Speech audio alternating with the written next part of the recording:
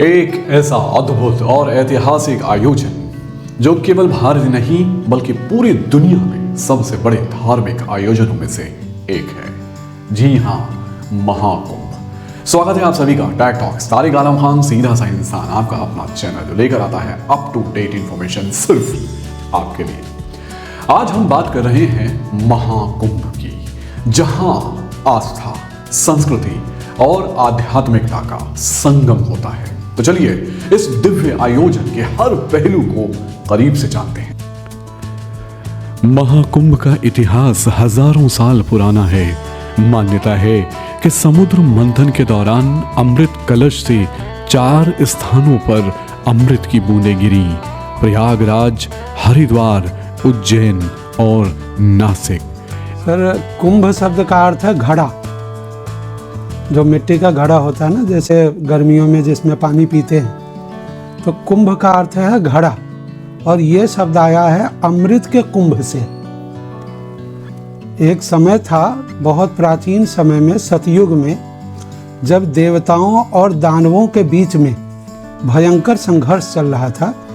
तब भगवान विष्णु ने उनको कहा कि तुम दोनों संघर्ष छोड़ करके ये जो तुम्हारी एकत्रित शक्ति है, देवताओं की और दानवों की दोनों की मिली जुली शक्ति, उन्होंने कहा कि सृष्टि के भलाई के लिए तुम समुद्र का मंथन शुरू करो। तो जब पूछा इन्होंने कि हम क्यों शुरू करें, तब उन्होंने बताया कि समुद्र का जब मंथन करोगे तो उसमें से अमृत निकलेगा, और वो अमृत ऐसा लिक्विड होगा, ऐसा तत्व होगा जो पी ले वो हमेशा के लिए अजर और अमर हो जाएगा। मतलब उसको कभी कोई बीमारी भी नहीं होगी और कभी वो मरेगा भी नहीं।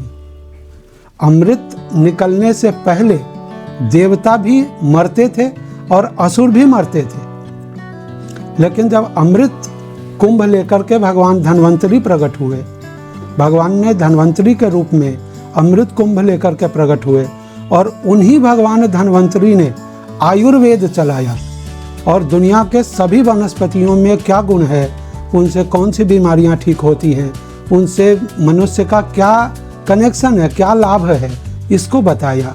तो वो जो समुद्र मंथन हुआ, उसमें जो अमृत कुंभ प्रकट हुआ था, वही कुंभ आज तक चला आ रहा है।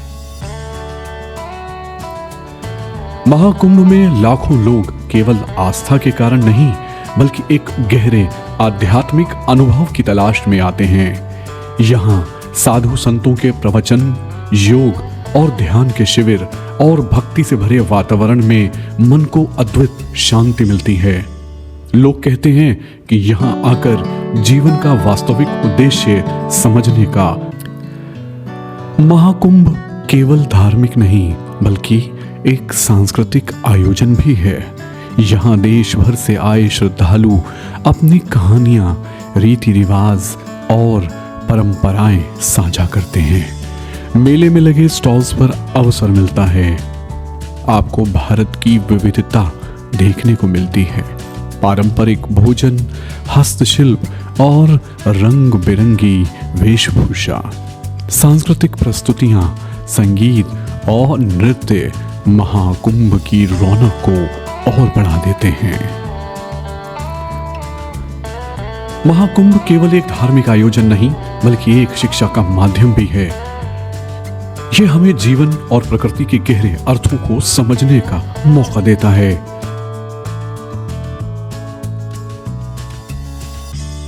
वैसे तो हर आयोजन का अपना एक खास मकसद होता है। महाकुंभ का भी अपना ही एक मकसद है। आज के समय में इतने बड़े महापर्व महाकुंभ का क्या रेलेवेंस है और नौजवानों को इसे किस तरह से लेना चाहिए, आइए इस पर भी थोड़ी सी रोशनी डालते हैं।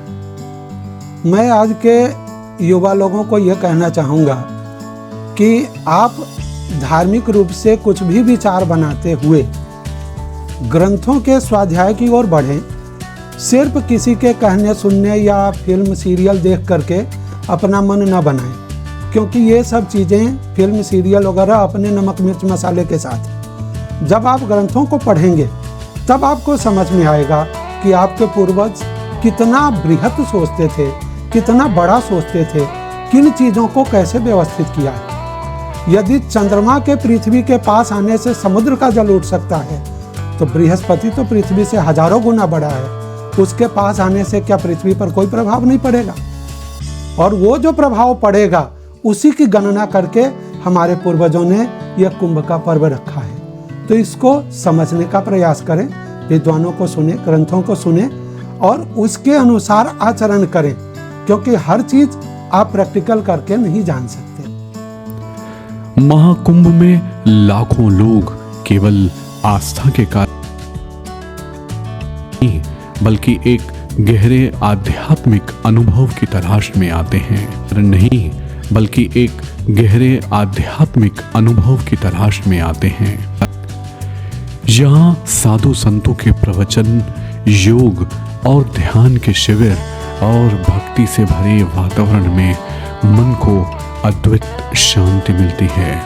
लोग कहते हैं कि यहाँ आकर जीवन का वास्तविक उद्देश्य समझने का अवसर दरअसल मिलता है। इसमें जो सबसे प्रमुख तिथि है, जो प्रारंभिक तिथि है, वो है मकर संक्रांति का। संक्रांति कहते हैं सूर्य का एक राशि से दूसरे राशि में प्रवेश। तो जब मकर राशि में सूर्य पहुंचेंगे तो वो बहुत ही पुण्य का समय होता है। मकर संक्रांति का पर्व तो हर वर्ष मनाया जाता है। इसके अलावा एक मौनी अमावस्या बोलते हैं, जो माघ मास की अमावस्या होती है, उस तिथि का बड़ा महत्व है। इसके अलावा वसंत पंचमी का जो पर्व होता है, जिसमें माता सरस्वती का पूजन करते हैं, उस पर्व का बहुत महत्व है। और जो माघ महीने की पूर्णिमा होती है, उसका विशेष महत्व होता है। और इसका जो अंत होता है वो शिवरात्रि के स्नान के साथ हो जाता है। तो इसमें यही 5 तिथियां बहुत महत्वपूर्ण हैं: मकर संक्रांति, वसंत पंचमी, मौनी अमावस्या, माघ की पूर्णिमा और शिवरात्रि। 4 स्थानों पर अमृत बूंदें गिरी: प्रयागराज, हरिद्वार, उज्जैन और नासिक। इन्हीं स्थानों पर महाकुंभ का आयोजन होता है। यह आयोजन ग्रह नक्षत्रों की विशेष स्थिति के आधार पर होता है, जिसे धार्मिक रूप से बेहद पवित्र माना गया है। यहाँ गंगा, यमुना और अदृश्य सरस्वती के संगम पर पवित्र स्नान करना मोक्ष की प्राप्ति का मार्ग माना जाता है। सर, ये जो महाकुंभ हो रहा है इस बार, जिसको कहते हैं कि 144 साल बाद ऐसा संयोग बना है, ये होता तब है, प्रयाग में महाकुंभ तब होता है जब सूर्य और बृहस्पति दोनों एक ही राशि में पहुंच जाएं। 14 जनवरी को सूर्य मकर राशि में पहुंच जाएंगे, जिसको मकर संक्रांति कहते हैं, और बृहस्पति पहले से मकर राशि में है। ये दोनों जब एक साथ होते हैं तो पुण्य का योग बनता है।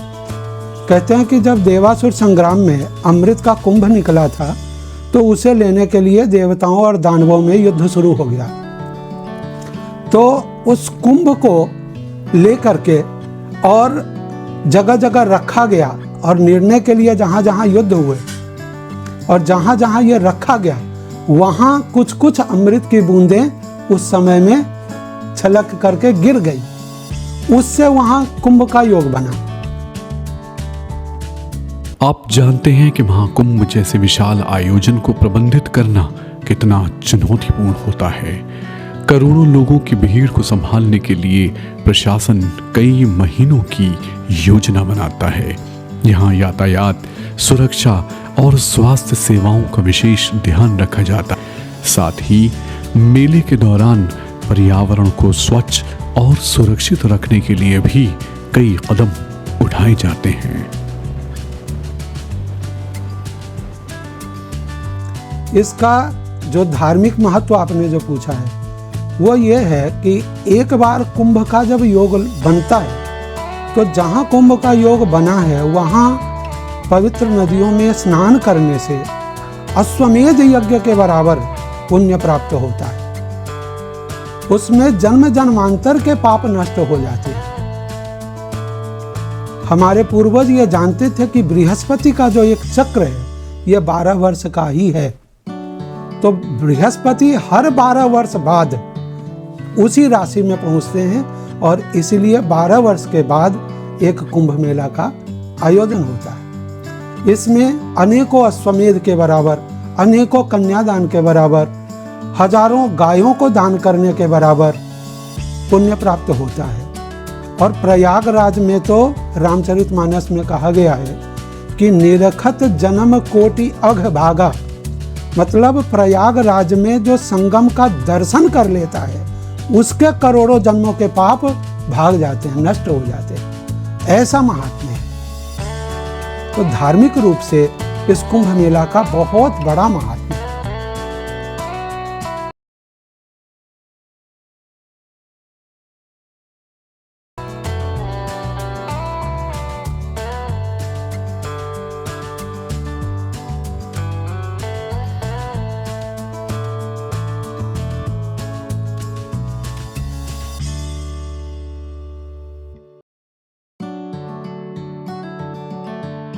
और स्वास्थ्य सेवाओं का विशेष ध्यान रखा जाता है। साथ ही मेले के दौरान पर्यावरण को स्वच्छ और सुरक्षित रखने के लिए भी कई कदम उठाए जाते हैं। सर, हमारे पूर्वजों ने हजारों लाखों वर्ष पहले से जो हमारे सौर मंडल के ग्रह हैं उनका क्या परिक्रमण का वर्ष है, समय है, उसकी जानकारी और कब वो पृथ्वी के नज़दीक आते हैं इसकी जानकारी उन्होंने हासिल कर ली थी। जैसे चंद्रमा के पृथ्वी के पास आने के लिए अमावस्या और पूर्णिमा के रोज समुद्र का जल स्तर अपने आप बढ़ता है। तो जब पृथ्वी पे मौजूद समुद्र के जल का स्तर बढ़ सकता है तो जैसे समुद्र में 90% जल है, ऐसे ही हमारे मस्तिष्क में भी लगभग 90% जल ही है, जलीय तत्व ही है।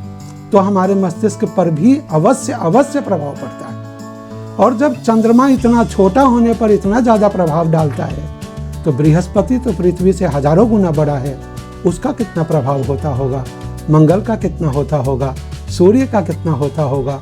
तो उन प्रभावों का अध्ययन करके ही हमारे पूर्वजों ने ये विशेष तिथियां और विशेष अवसरों को चिन्हित करने के लिए और इस अवसर का लाभ प्रत्येक मनुष्य को मिले उसके लिए इस प्रकार के मेलों का, त्योहारों का आयोजन किया है। तैयारियां अपनी तरफ से पूरी हैं, लेकिन हम आपको ये मशवरा देना चाहते हैं कि आप अपनी तरफ से भी पूरे व्यवस्थित तरीके से जाएं और वहां पर भी व्यवस्था को सुचारू रूप से रखें। आप अपनी सुरक्षा के लिए भी स्वयं जिम्मेदार रहें। सरकारी स्तर पर बहुत बड़े पैमाने पर काम किया गया है और किया जा रहा है।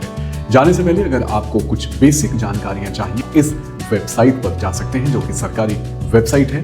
यहाँ सभी तरह की सूचनाएं उपलब्ध हैं, आप संपर्क भी साध सकते हैं। तो दोस्तों, ये था महाकुंभ का पूरा सफर। यह आयोजन न केवल एक धार्मिक पर्व है बल्कि ये भारत की सांस्कृतिक और आध्यात्मिक धरोहर का प्रतीक भी है। अगर आपको हमारा ये वीडियो पसंद आया है तो आप इसे लाइक और शेयर जरूर करें और हमारे चैनल को सब्सक्राइब भी करें। महाकुंभ से जुड़े आपके विचार और अनुभव कमेंट बॉक्स में जरूर बताएं। तारिक आलम खान को दीजिए इजाजत। अपडेटेड इंफॉर्मेशन लेकर बहुत जल्द अगले ही वीडियो में हम आपके सामने होंगे। नमस्कार।